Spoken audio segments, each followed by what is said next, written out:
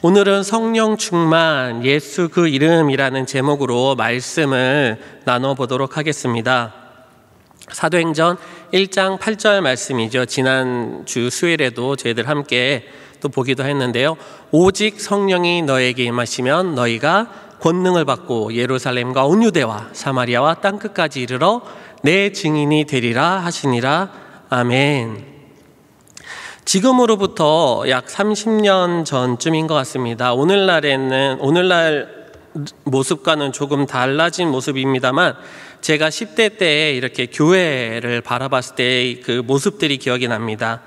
그 당시에 교회들이 이 성령이라는 것에 매우 뜨겁게 반응하여 사모하던 모습들이 있었는데요. 그래서인지 이 방금 우리가 함께 들은 이 사도행전 1장 8절 말씀을 이렇게 보게 될 때마다 그 성령의 권능이 임한다라는 것이 너무나 강렬하게 와닿았습니다. 그래서 목사님들 중에서는 말씀을 전하시면서 성령 받아라 하면서 손을 쫙 펼치시면은 또 그것을 아멘 받으시는 성도님들이나 또 믿는 분들께서는 또 뒤로 확 넘어가는 또 그런 모습들도 비춰지기도 했습니다. 그리고 또한 제 머릿속에서는 이렇게 성령 얘기할 때마다 방언 이렇게 얘기할 때마다 아직까지도 제 머리와 입술에 생생히 기억되고 있는 것 중에 하나가 기도하는 모습, 기도하는 소리였습니다. 성령 또는 불러 이렇게 기도를 하면서 굉장히 어떤 신비적이고 또 이상적인 이런 하나님의 성령에 대한 것들을 많이 이렇게 강조하고 또 열망했던 그런 시기였습니다. 그래서 목회자분들이나 아니면 장년 성도님들께서도 장로님, 권사님, 집사님들 직분에 관계없이 뭔가 생활 속이나 또 이 신앙생활, 삶의 모습 속에서 무언가가 좀 약해 보인다, 좀 빈약해 보인다라고 할 때 이렇게 서로 간에 권면하거나 또 목회자분들이 이렇게 드리는 권면들이 무엇이었냐면 집사님, 권사님 성령 못 받아서 그래. 성령 받아, 성령. 뜨겁게 막 이렇게 말씀하시던 모습들이 떠오릅니다. 이렇게 성령을 간절히 사모하던 어떤 그 시대적 그 모습에서는 성령 이꼬르 능력으로 이렇게 비춰졌던 것 같습니다. 그래서 목회자 사역에 있어서도 이런 것들이 있었습니다. 단지 소명만 받아서는 부족한 겁니다. 그래서 소명 받고 나서 목회자의 길을 가면은 가기 전에 능력을 받아야 되기 때문에 기도원에 가서 어디 수련원에 들어가서 나무 뿌리채 하나 뽑을 정도로 기도를 해서 능력 받아야 하나님이 귀하게 쓰시는 사역자가 된다. 이런 권면들도 하고 또 오고 가고 했던 것들이 기억납니다. 그래서 만약에 내가 능력이 없다라고 스스로 여겨졌던 분들은 그 능력, 이 성령으로 이끌된 이 능력을 받기 위해서 기도원에 수없이 드나들고 또 금식기도, 철야기도 등을 열심히 하염없이 해야만 했었습니다. 무엇을 받기 위해서입니까? 능력 받기 위해서입니다. 성령 받기 위해서입니다. 물론 이런 말씀은 제가 자라왔던 어떤 교회 공동체의 배경이 주로 이렇게 투영된 이야기이긴 하지만 어느 정도는 이 지금 말씀드린 내용이 그 당시의 교회적 시대의 상을 담고 있다고 봅니다. 그렇다면 이 1980년대, 90년대 시대 이야기 말고 오늘날은 어떠합니까? 오늘날 성도님들, 오늘날의 성령에 대한 인식, 바라보는 관점과 전반적인 분위기는 어떠합니까? 교회마다, 교단, 교파마다 또 지역 동네마다 조금씩 다른 부분이 있긴 하지만 오늘날은 이 방금 말씀드린 8, 90년대와는 사뭇 다른 모습들로 비춰지는 것 같습니다. 아니, 다른 것도 말고 지금 당장 우리의 신앙 공동체, 나의 신앙생활에서 성령에 대한 인식은 어떠하십니까? 성령으로 인하여 받는 권능, 성령 충만, 이 모습들을 어떻게 여기고 어떻게 마음속에 품고 계십니까? 오늘 이 사도행전 3장, 4장 말씀을 나누는 가운데 성령 충만의 모습들을 함께 알아가 보길 원합니다.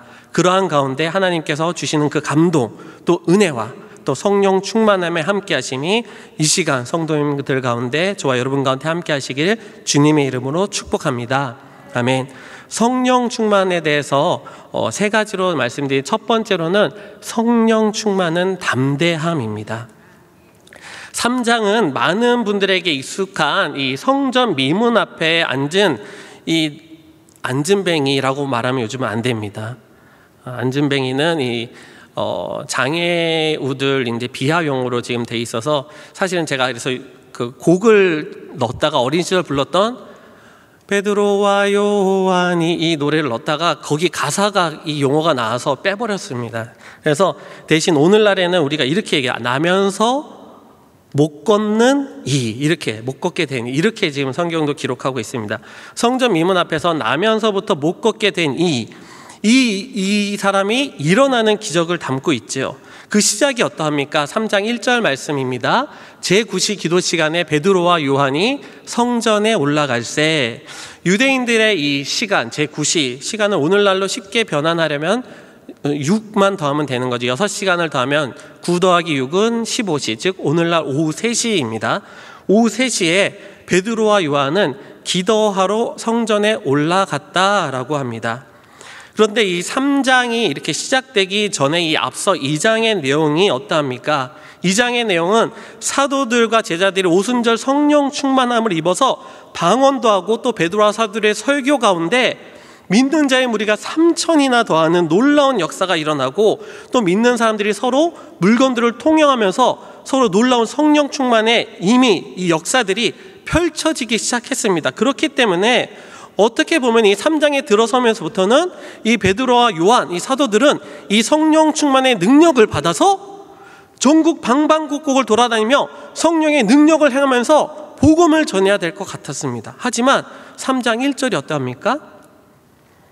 제9시 기도 시간에 베드로와 요한이 성전으로 올라갈새. 다시 말씀드리면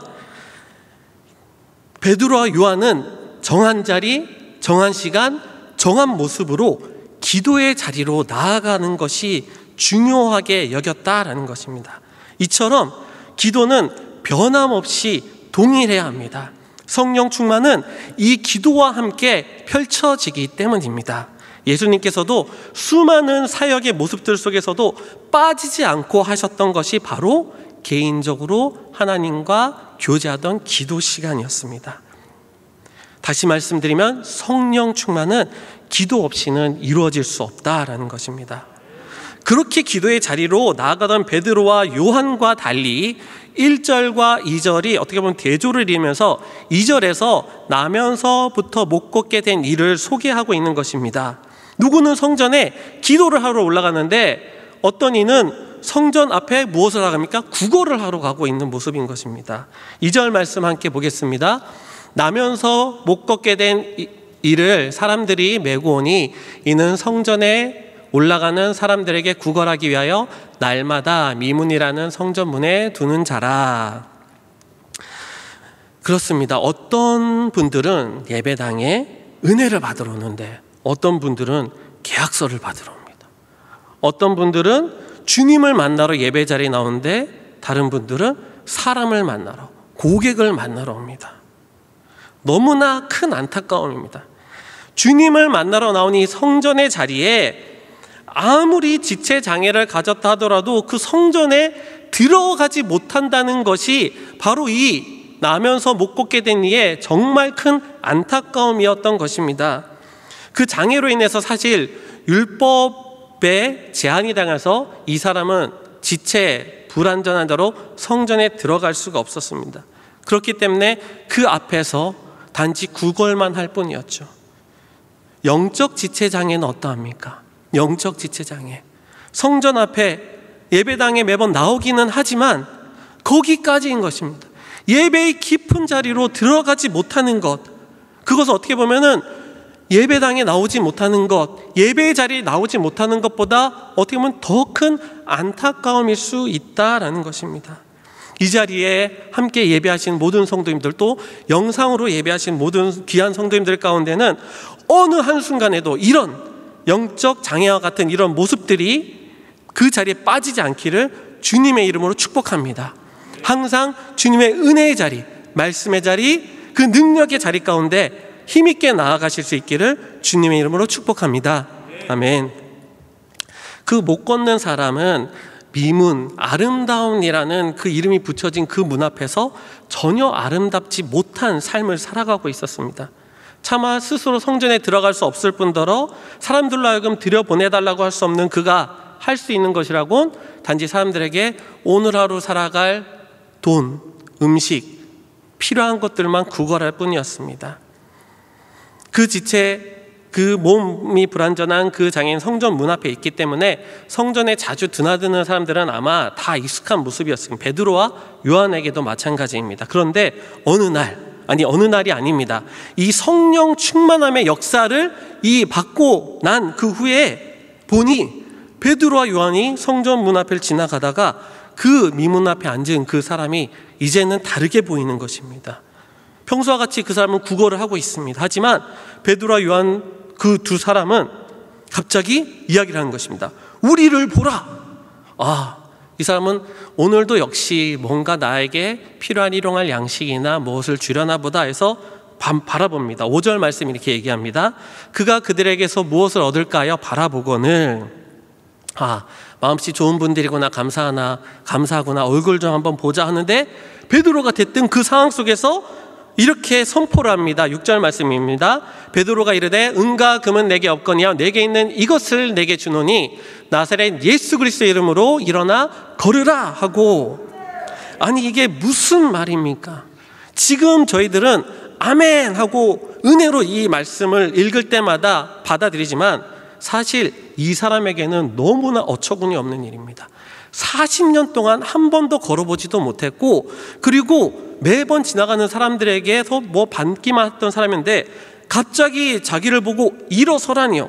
더 황당한 것은 그렇게 일어서라 선포만 했으면 그나마 다행입니다. 그 다음에 베드로의 행동이 무엇입니까? 7절 말씀입니다. 오른손을 잡아 일으키니, 베드로가 자신의 손을 잡아서 일으키는 겁니다. 자기는 다리에 힘이 없는 사람인데, 설 수 없는 사람인데, 나 이렇게 세웠다가 나 쓰러지면 어떡하지? 나 지금 민망한 꼴 당하면 어떡하지? 이런 상황인데 베드로가 그대로 일으키고 있다라는 것입니다. 베드로가 무슨 이유에서 이와 같은 담대한 선포를 하고 담대한 행동을 하였을까요? 결과는 어떻게 됩니까? 우리가 보는 바와 같이 그는 발과 발목에 힘을 얻고 일어서게 되는 놀라운 기적이 일어납니다. 베드로와 요한이 과연 그 사람을 바라볼 때 무엇으로 바라봤을까요? 매번 바라보던 사람인데, 그래 내가 이제 성령 충만의 능력을 입었으니 그래 한번 하나님께서 나에게 신유의 기적을 주셨냐 한번 해볼까? 이런 마음을 가졌을까요? 아니면은 예수님께서 미리 나타나셔서 베드로야, 너가 매일같이 오후 3시에 그렇게 기도하러 올라갈 때 오늘은 그 앞에 앉아서 못 걷는 사람을 한번 일으켜 보아라, 내가 세워주도록 하겠다, 이런 말씀을 해주셔서일까요? 정말로 성령의 권능을 받아서 이제 베드로가 능력자가 된 것일까요? 물론 이 역사는 성령의 능력으로 인하는 것은 맞습니다. 하나님께서 회복시켜 주신 것은 맞습니다. 할렐루야, 아멘. 성령 충만함을 입으니 이제 능력을 하나님께서 주시고 하나님께서 베풀어 주신 것이지만, 베드로와 요한이 이것을 자신의 능력을 테스트해 보기 위해서라든지 아니면 어떤 계시를 받아서 이 일을 행한 것이 아닙니다. 그저 그 전에는 금과 은, 조그마한 물질이 있으면 그것이라도 좀 주어서 그분의 안타까움을 덜어드리던 그 정도였는데, 이제는 나에게 그보다 더 큰 것을 줄 것이 생기게 된 것입니다. 그 사람에 대한 치유가 아닙니다. 그것은 바로 나사렛 예수 그리스도의 이름입니다. 그 이름으로 말미암아 담대함으로 선포할 능력이 주어졌다라는 것입니다. 8절 말씀 함께 읽겠습니다. 함께 읽습니다. 시작. 뛰어서서 걸으며 그들과 함께 성전으로 들어가면서 걷기도 하고 뛰기도 하며 하나님을 찬송하니. 아멘. 어떻습니까? 이제는 성전 문 앞까지 가서 구걸만 하던 그 사람이 이제는 베드로와 요한과 함께 그 일어난 다리로 어디로 들어갑니까? 성전으로 들어갑니다. 예배의 자리로 들어갑니다. 찬양의 자리로 들어가고 있는 것입니다. 은과 금이 100번, 1000번, 10,000번 주어진 듯 무엇이 중요합니까? 우리가 새벽마다 욥기서 말씀을 통해서 듣고 있지 않습니까? 이 세상의 모든 것이 다 욥에게서 사라진다 할지라도 하나님께서 욥에게 진정으로 주시고자 한 것은 구원, 영원 생명, 영적인 보물이지 않았습니까? 그렇기 때문에 이 영적인 안타까움을 바라보았던 베드로와 요한은 이제 성령의 능력을 힘입어 예수 그리스도의 이름으로 담대하게 선포하고 담대하게 행동함으로 말미암아 놀라운 역사를 이루게 된 것입니다. 사랑하는 성도 여러분, 혹시 이런 생각 한번 해보셨을런지요? 열심히 기도를 하는데 한쪽 편에서는 이거 기도하는 대로 안 되면 어떡하지? 응답이 혹시 안 주시면 어떡하지? 그러면서 동시에 올라온 생각, 왜 이렇게 나는 믿음이 없는 거야? 야고보서 말씀에 오직 믿음으로 구하고 의심하지 말라고 했는데, 두 마음을 품으면 정함이 없는 자라고 했는데 어떡하지? 이런 나의 모습들 말입니다. 또한 다른 모습들도 있습니다. 같이 신앙생활 하신 성도님들이 막 불이 붙어서 기도하고 무조건 된다고 막 믿고 확신 가운데, 기도 가운데 막 달려듭니다. 그러면은 나도 한때는 저랬는데 혹시나 저분 저렇게 하다가 응답 못 받아서 또 이렇게 또 좌절하거나 또 이렇게 시험 드시면 어쩌지? 이런 생각 혹시 해보셨을런지요? 여기에서 성령 충만함에 대한 이 담대함의 역사에 오해가 생기는 경우가 있습니다. 베드로와 요한이 은과 금은 내게 없거니와 외치기 시작했을 때 혹시나 안 되지 하는 마음이 있었겠습니까? 저는 없었으리라 믿습니다. 왜냐하면 이미 성령께서 베드로를 통해 역사하기 시작하셨기 때문입니다. 성령 충만의 담대함에 대한 오해는 내가 성령 충만함을 받아 내가 이 기도의 역사의 응답을 이뤄낸다라는 생각입니다. 성령 충만을 입으면은 주체가 누가 되는 것입니까? 내가 아니라 성령님이 되십니다.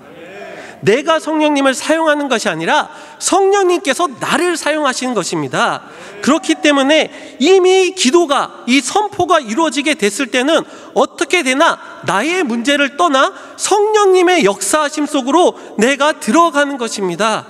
그렇기 때문에 성령 충만하자, 그래서 담대해지자, 아닙니다.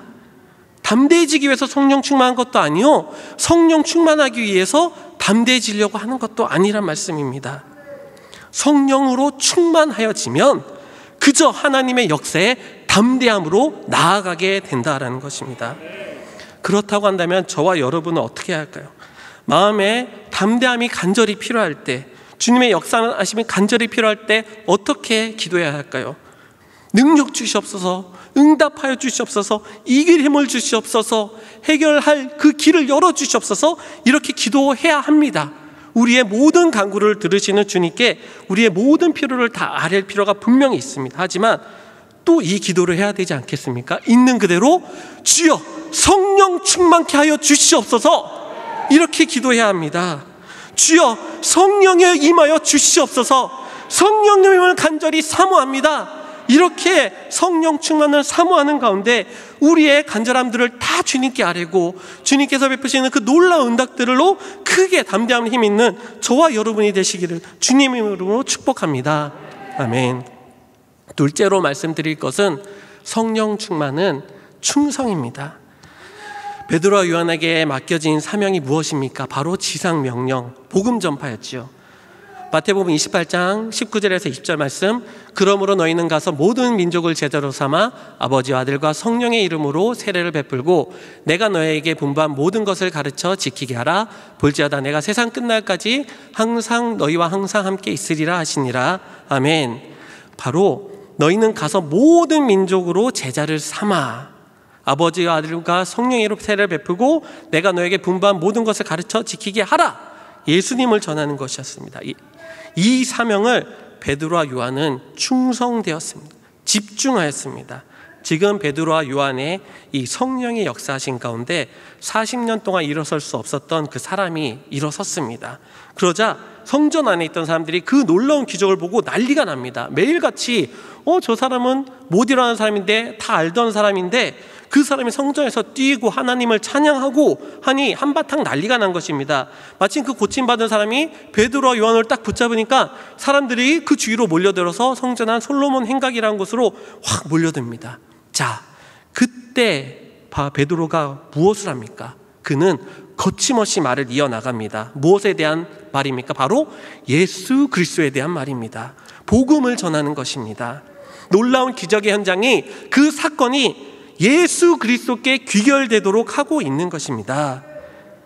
설교를 준비하거나 할 때 이렇게 예화, 특히 예화를 잘 준비해야 된다라는 이 가르침이 있습니다. 왜냐하면 예화가 말씀보다 이렇게 강렬해서는 안 되기 때문에, 복음이 가려지기 때문입니다. 기적과 이적도 마찬가지입니다. 예수님께서 사마리아 나병 환자 10명을 고쳐주시고 되돌아온 한 사람에게 무엇을 선포하셨습니까? 가라, 내 믿음이 너를 구원하였느니라. 또 혈류병을 앓던 그 여인에게도, 또 친구들에게 상에 메어왔던 그 중풍병자에게도, 또 예수님 발에 향유를 붓고 그 씻었던 그 여인에게도 예수님은 구원을 선포하셨습니다. 예수님께서 수많은 이적과 기적을 행하시며 치유하시며 귀신을 쫓아내시며 하신 것은 육신의 회복, 이 땅에서의 회복과 구원함도 있지만 그것만이 아니라 영혼 구원을 위해서 무엇보다도 자신의 생명을 내어주시기까지 영혼 구원 역사를 하셨던 것입니다. 베드로와 요한에게 펼쳐졌던 놀라운 역사도 마찬가지. 이를 통해서 많은 이들이 주목받게 되자 베드로는 거침없이 복음을 전합니다. 사도행전이 3장 1절에서 26절까지가 있는데, 이 나면에서 못 걷게 된 사람의 이야기가 1절부터 11절까지 내용이 담겨져 있다고 한다면, 이 12절부터 26절까지 나머지 절반 이상은 무엇으로 담겨 있냐면 바로 베드로의 복음 전파 설교로 담겨 있습니다. 그만큼 이 비중이 더 있다라는 것입니다. 무엇이 말입니까? 복음 전파가 말입니다. 베드로와 요한이 성령 충만함을 입어 이렇게 행하게 된 것은 그리스도를, 예수를 그리스도라 전파하며 사람들로 하여금 예수께로 돌아오게 하는 사역, 그 사역에 충성을 다할 수 있게 되는 것입니다. 사도행전 4장 4절 말씀을 제가 읽겠습니다. 말씀 들은 사람 중에 믿는 자가 많으니 남자의 수가 약 5천이나 더 되었더라.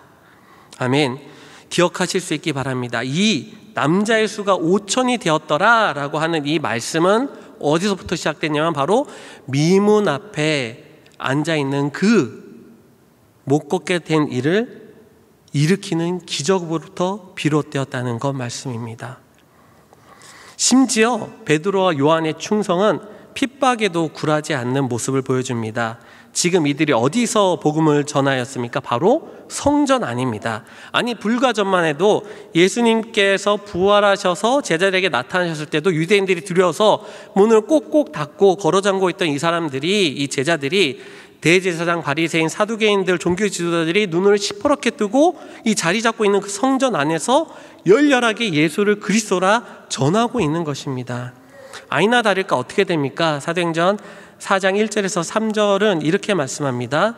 사도들이 백성에게 말할 때에 제사장들과 성전 맡은 자와 사두개인들이 이르러 예수 안에 죽은 자의 부활이 있다고 백성을 가르치고 전함을 싫어하여 그들을 붙잡음에, 역시나 바로 붙잡혀 버리고 맙니다. 기도하러 갔다가 성령의 역사하심에 따라 사역에 충성하게 되었는데 어떻게 된 것입니까? 곤경에 처하게 되고 만 것입니다. 이처럼 예수님께서 성령 충만으로 받는 이 충성은 계산하고 행동하지 않습니다. 나에게 유익이 있을 때만 지키는 것이 않습니다. 충성은 변함없이 따르는 것입니다. 성령 충만을 입은 베드로와 요한은 비록 곤경에 처했을지라도 충성되이 복음을 전할 이 기회를 사용한 것입니다. 나에게 불리한 상황이 다가왔고 내가 바친 충성의 보상이 되어지지 않는다고 해서 변하지 않습니다. 사도행전 4장 7절은 이렇게 말합니다. 사도들을 가운데 세우고 묻되 너희가 무슨 권세로 누구의 이름으로 이 일을 행하였느냐. 옥에 갇힌 이들을 하루가 지나 그 이튿날 이제 대제사장 문중이, 모든 권위 있는 장로들이 다 모여서 베드로와 요한을 한가운데 놓고 이렇게 신문하는 것입니다. 그런데 지금 이 질문이 이들이 몰라서 하는 질문입니까? 아닙니다. 이미 다 알고 있는데 이 질문을 왜 하는 것입니까? 하지 말라는 것입니다. 그렇게 수많은 권력자들을 둘러세워서 그 분위기와 압박감 속에서 하지 마. 무슨 이름을 지금 어디에서 전해? 하지 말라는 것입니다. 그런데 여기서 베드로가 어떻게 합니까? 또다시 성령의 충만함을 입어 담대함으로 당당하게 전합니다. 4장 8절 말씀입니다. 이에 베드로가 성령이 충만하여 이르되 백성의 관리들과 장로들아 이렇게 외치면서 복음을 전하고 있는 것입니다. 우리는 기독교 핍박의 시대에 살아가고 있지는 않습니다. 혹자는 지금도 핍박이다 해서 여러 견해를 내세우긴 하지만 생명과 목숨을 우리가 벌어가면서까지 복음을 지켜내야 되는 시대와 오늘날의 상황은 아니라는 것입니다. 하지만 또한 그만큼 사단은 교묘하게 우리들의 삶에서 복음을 앗아가고 있습니다. 무엇입니까? 오늘날에는 생명의 위협은 없다 하더라도 교회를 다닌다, 신앙생활을 한다 하면 묘하게 별로 기분 나쁘게 여기는 이런 분위기들이 형성되는 것입니다. 학교에서도 교회 다니는 아이들이 적을 뿐더러 나 교회에 나가, 주말에 뭐해? 라고 해서 나 교회 예배 드리러 나가 이렇게 하면은 괜히 희한하게 환영을 잘 받지 못하는 이런 모습들로 인해서 당당하게 말하지 못하는 우리의 자녀들도 있습니다. 회사나 직장은 어떠합니까? 특히 이번에 코로나 이 상황들을 겪으면서 자신의 신앙을 당당하게 말하지 못하는 경우들 많았습니다. 교육기관을 섬기고 계시는 분들, 의료기관에 섬기고 계신 분들, 직장에서 공공연하게 주말에 교회 가지 마세요, 영상으로 예배 드리세요 이렇게 얘기하기 때문에 자신 있게 당당하게 예배의 자리로 나아가지 못한 분들도 있었다고 들었습니다. 지금 당장 육신의 생명이 위협을 받고 있지는 않지만 생활의 영역에 있어 적지 않게 지금 어려운 가운데 있는 이 성도님들이 계시기 때문에 과연 이런 상황에서 어떻게 입장을 취할지 몰라 하고 계신 분들도 있다라는 것입니다. 제가 과연 이 앞에서 그런데 그런 성도님들께 감히 성령 충만하십시오, 성령 충만하면 다 해결됩니다 이렇게 말씀드릴 수 있겠습니까? 그렇다고 한다면 제가 말씀드린 80년대 90년대 성령 충만 이꼴 능력으로 여겨지던 성령 받아라 하는 것과 과연 무엇이 다르단 말입니까? 그럼에도 불구하고 이 시간 성령 충만의 중요성을 말씀드리면 문제의 해결에 대한 그 답이 아니라 성령 충만이 역시 충성이기 때문입니다. 성령님은 물건이 아닙니다. 인격이십니다. 성령 충만 받아라 해서 성령님이 오시는 것이 아닙니다. 성령님을 사모해야 하는 것입니다. 성령님을 사모해서 성령님이 오시면, 성령님으로 가득 채워지면은 그때 지금 당장 눈앞의 문제는 해결되지 않는다 하더라도 성령께서 나를 이끌어 인도하여 가주시기 때문에 그 가운데 하나님의 결국을 맛보게 된다라는 것입니다.